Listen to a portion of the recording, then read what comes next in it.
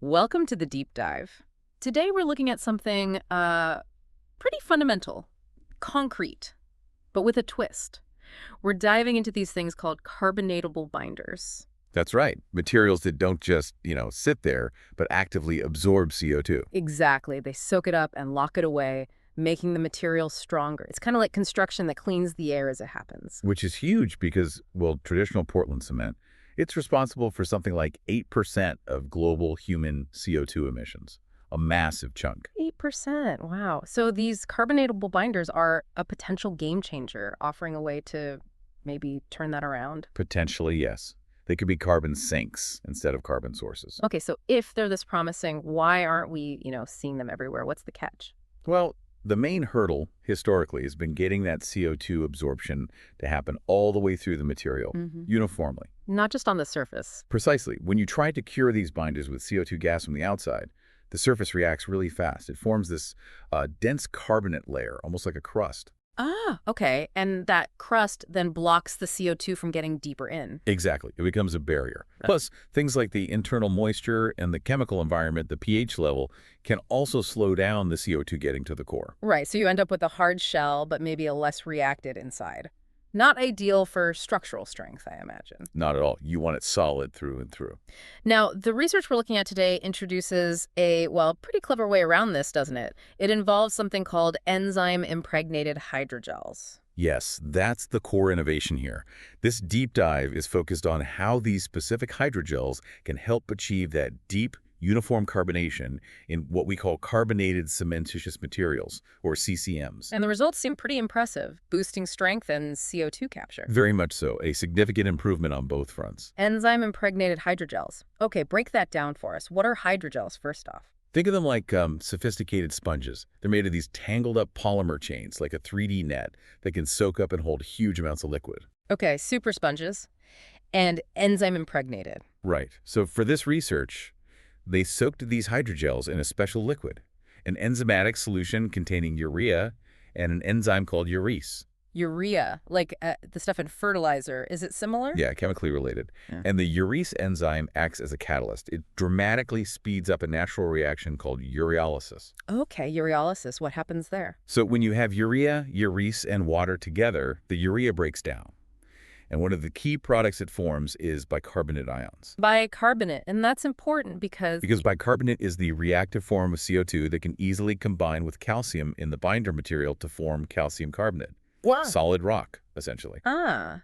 So the hydrogels are like little delivery systems releasing bicarbonate inside the concrete mix. Exactly. They become internal sources of this key ingredient, helping the carbonation happen from the inside out, bypassing that surface crust issue. That is clever. Did they use specific types? They did. The hydrogel was a cross-linked potassium-based polyacrylic acid polyacrylamide copolymer. Sounds complex, but it's just a type good at absorbing. And the binder itself was wollastonite, which is a calcium silicate. Right. Wollastonite provides the calcium needed to react with the bicarbonate, and they mixed up this enzyme solution. How do they get it into the hydrogel sponges? Actually, a surprisingly low-tech method. They basically put the dry hydrogels into porous bags, like little tea bags, and just steep them in either plain water or the urease solution. Like making tea. For how long? About an hour. These things are incredibly absorbent. They soak up many, many times their own weight. Wow. So they get fully loaded. And did they check if the urea and urease actually got inside? They did, yeah.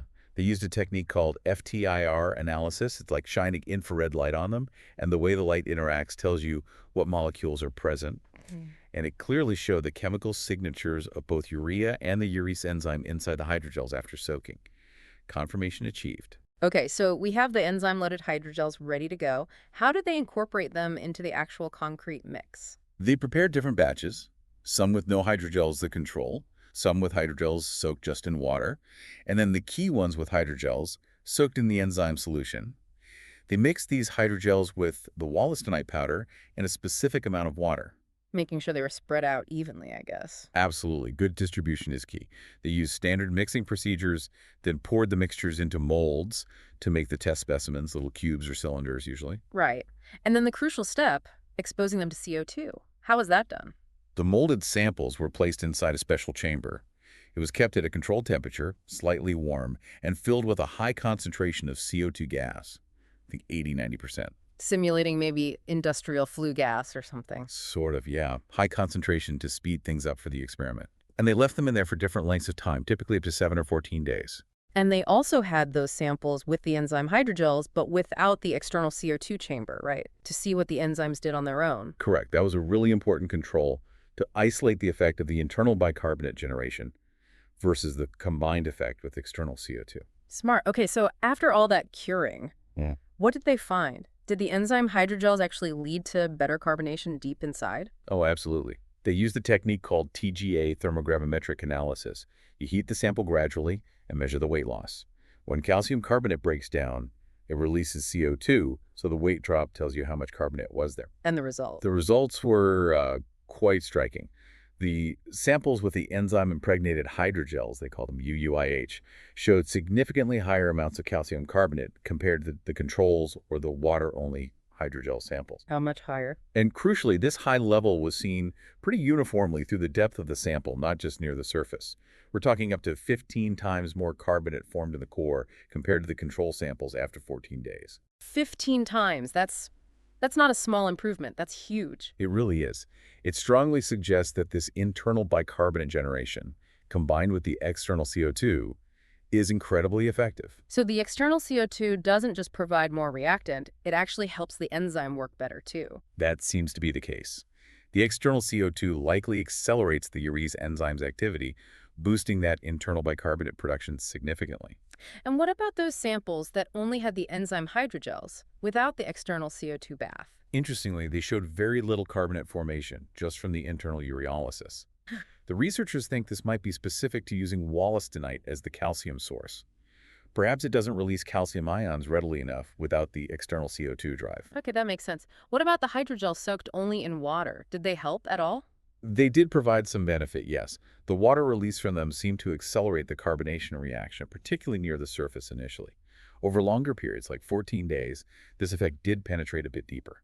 Any other role for the water hydrogels? Well, the researchers also hypothesized that the hydrogel particles themselves, even just filled with water, might act as nucleation sites. Basically, extra surfaces where the new carbonate crystals prefer to start growing. This could, maybe, delay the formation of that really dense surface crust a bit. Interesting. So providing little starting points for the reaction. And did they look at the structure under a microscope, see what the crystals looked like? They did, using scanning electron microscopy, SEM. The images were quite revealing. What did they show? The control samples, the ones without any hydrogels, showed a lot of unreacted wollastonite particles, even after 14 days. The samples with water-only hydrogels showed more carbonate formation, a mix of different types called calcite and aragonite, but still quite a bit of unreacted stuff. And the enzyme ones, the UEIH samples? They look very different, much denser, significantly less unreacted wollastonite.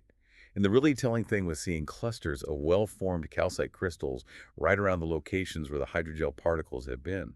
Ah, so direct evidence that the hydrogels were acting as centers for the carbonation. Exactly. It strongly supports the idea that they're not just delivering bicarbonate, but also acting as these nucleation hubs, promoting crystal growth right where it's needed most, deep inside the material. Fantastic. So more carbonate, more uniform carbonate. I'm guessing this translated into better mechanical properties. Like, was the concrete stronger? Dramatically stronger. They ran compressive strength tests, basically squashing the cubes until they break. After 14 days, the CCMs made with the enzyme-impregnated hydrogels showed up to an 80% increase in compressive strength compared to the control samples. 80%. That's a massive gain in strength. It is. It's a direct consequence of having much more calcium carbonate formed, filling the cores and creating a denser, more interlocked microstructure. They also measured the stiffness, the modulus of elasticity, and found it was significantly higher too, actually getting close to values you'd see for conventional Portland cement paste. Incredible. So stronger and potentially uses CO2. What about durability? Does this denser structure mean it might last longer? All the indicators point towards yes. They measured the porosity, basically how much empty space is inside. The enzyme hydrogel samples had significantly lower total porosity. Fewer holes for water or chemicals to get into? Exactly. And not just fewer pores, but also smaller pores. They used nitrogen sorption tests, which can map out the pore sizes. The control samples had a wider range of pore sizes, including larger ones up to 50 nanometers. But the enzyme-treated samples, their pores were predominantly very small, mostly in the 3 to 10 nanometer range. So a finer, tighter structure. Much tighter.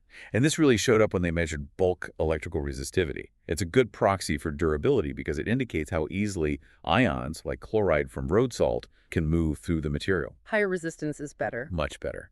And the enzyme-treated samples had resistivity values up to 300% higher than the controls.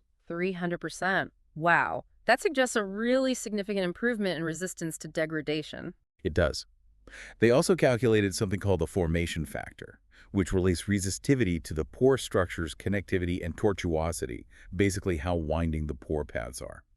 Again, the enzyme-treated samples had a much higher formation factor, indicating a less connected, more tortuous pore network. All signs point to enhanced durability. So better CO2 uptake, much stronger, much more durable. It seems like these hydrogels are ticking all the boxes. Did they also look at how fast this improved carbonation happens, the kinetics? Yes, they tracked the CO2 uptake over time using that TGA method again. What they saw was interesting. How so? Initially, in the first day or so, the surface carbonation was rapid in all the samples. But then for the control and the water-only hydrogel samples, the rate of carbonation deeper inside really dropped off, that diffusion barrier kicking in. But not for the enzyme ones. Correct. For the UIH samples, the rate of carbonation in the inner layers remained much higher, almost comparable to the initial surface rate, especially in the first week. It shows that the internal mechanism, fueled by the enzyme and boosted by external CO2, was able to sustain the reaction deep within the material. So it keeps going where the others slow down. Precisely. They also applied some mathematical models, reaction diffusion models, to analyze the kinetics more deeply. What did the models show? The models confirmed what the uptake data suggested. They could extract parameters representing the reaction rate. For the enzyme-treated samples, the apparent reaction rate constant was significantly higher, especially in the inner regions, indicating much faster intrinsic reaction kinetics were being enabled by the hydrogels. So it really seems to overcome that fundamental diffusion limit. Can you just quickly summarize the whole mechanism again, how these hydrogels work their magic? Sure. The proposed mechanism is really a combination effect. You have the enzyme-impregnated hydrogels acting as internal sources, steadily releasing bicarbonate ions deep within the concrete mix. Okay, internal supply. Then you have the external CO2 gas diffusing in. This external CO2 not only provides more reactant, but also seems to significantly accelerate the urease enzyme's activity within the hydrogels, boosting that bicarbonate production. Got it. Dual action. And on top of that, the hydrogels themselves likely act as nucleation sites, promoting the formation of carbonate crystals, potentially helping manage the internal pH locally, and maybe even aiding the dissolution of the original wollastonite binder. They're multitaskers. Really elegant, actually. So, pulling it all together, what's the big takeaway here? The main takeaway is that this approach, using enzyme-impregnated hydrogels combined with external CO2 curing, looks like a genuinely promising strategy to overcome the depth-dependent limitation that has really plagued carbonatable cements for a long time. It unlocks the potential for making thicker structural elements. That's the hope. It opens the door to producing high-performance construction materials that are not only strong and durable, but also act as effective carbon sinks. Capturing CO2 while providing the strength we need, that uniform carbonation profile they achieved, seems critical for actually scaling this up. Absolutely crucial. You need reliable properties throughout the material for large-scale applications.